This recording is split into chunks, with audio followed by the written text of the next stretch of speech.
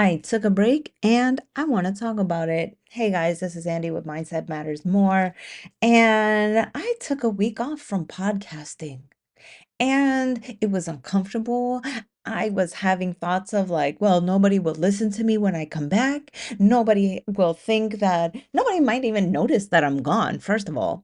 But I had all these thoughts about like, if I'm not doing this every day, do I really care about it? Just really putting a lot of pressure on myself to be somebody who podcasts every single day. And I've talked about it several times on this podcast that like perfection is not real. Perfection is not something that people can hold as a standard. And because if you do that, then you're 100% going to fail. You're perfectly going to fail. But what I'm trying to get at is this week, I wasn't going to post until I felt right about not posting. Now, what the fuck does that mean? So, in my yoga teacher training that I took, what was it, like 4 years, 5 years ago? Maybe it was even 6 years ago now. Jesus Christ, where the hell has time gone? I remember there was a module in this talking about the self, the person that you are. And in it, we have a lot of these definitions about who we are. I'm a mother, I'm a podcaster, I'm a gym girly, I'm an engineer, I'm Latina, I'm a daughter, I'm a friend. And we have all these titles that define us. We have all these titles that make up who we believe we are, who we think we are. But as you become more enlightened, these things sort of kind of disappear. It goes from I am this, I am that, I used to be this, I will be that, to I am. And then for the even more enlightened, it's just I. But that's a whole other story.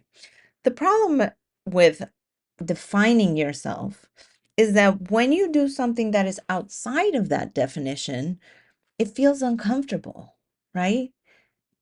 I am a podcaster. Oh, but I didn't podcast. That feels uncomfortable. Oh, I am a gym girly, but I didn't go to the gym. That feels uncomfortable. And so we have all of these different ways in which we define ourselves and that we uphold these actions because they're in line with the way that we think about ourselves.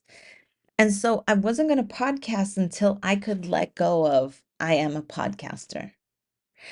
And it took me a week. It took me a week because it was like, do I really have something to say? Do I have something to bring up? Do I have a conversation I would like to start? And the answer was no. It was just me.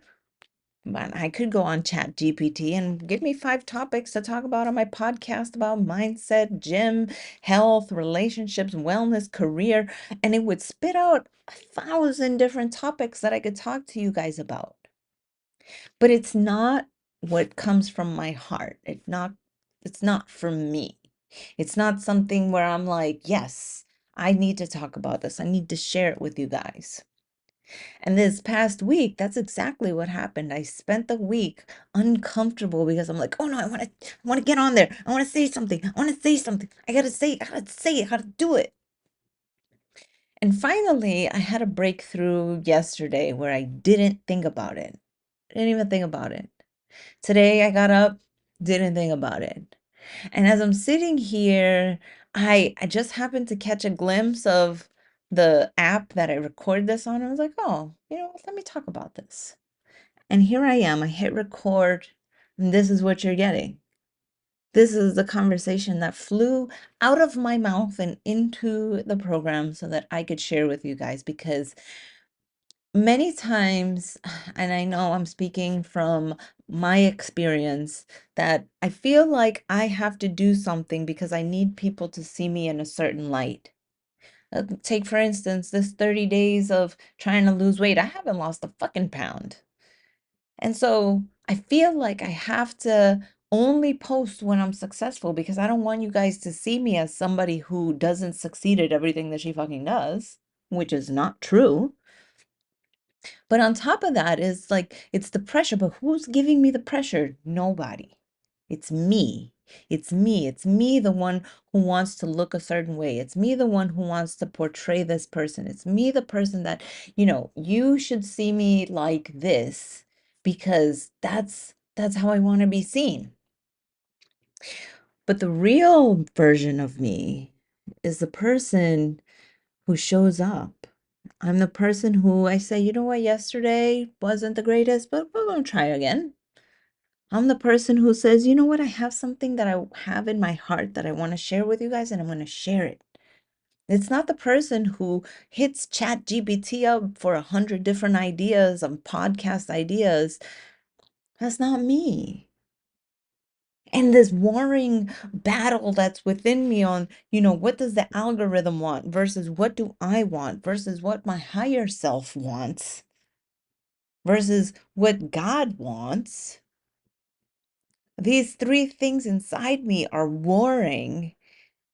And it's like, how do you clear the fucking noise? How do you get out of that? How do you actually deep dive into what is the right action? It's called intuition. But intuition isn't so intuitively accessed. You have to do the opposite of everything that you think. It's not this peaceful meditation on top of a mountain while you starve yourself for 30 days and 30 nights and you talk to God and you commune and you transcend your body. No, it's not that. It's a good feeling. It's a gut feeling that we often mistake as not like it's just no, I'm not gonna listen to that. No, I mean, how many times have you left your house thinking, oh, I should grab the umbrella, but it's clear and sunny outside. I'm not gonna grab the fucking umbrella. And you just go, and then what happens? You get a sun shower, and you're caught in the rain, and you should have brought your umbrella. How many times have you thought, man, like I had this little inkling of an idea that I just like ignore? I mean, that happens to me all the time. That's intuition. It's that thing that tells you, hey, take this left right now. But you don't take the left, and then all of a sudden you're sitting in traffic for 45 minutes. When you look, you could have gone another way and saved yourself if you would have just taken that fucking left. My point is that the right thing to do is already inside of you. It's hard to hear it, it's hard to feel it, but it's not these imposed rules and regulations and tasks that you put for yourself. That's not it. Now, yeah, it's one thing to uphold your word when you say you're going to do something. Yes, absolutely. But what if I told you that the thing that you are promising and committing to is the wrong thing to begin with, anyways? And when you commit to the right thing, the outcome is what you want. Huh?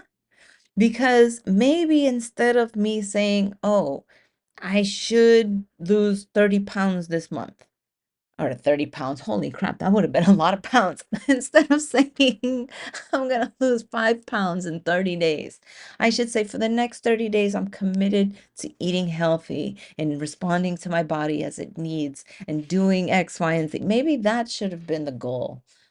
Not some arbitrary number, not some goal. Like, yeah, I could have fucking starved myself all month, maybe even lost those 30 pounds that I just joked about right now. Maybe I could have fucking done that.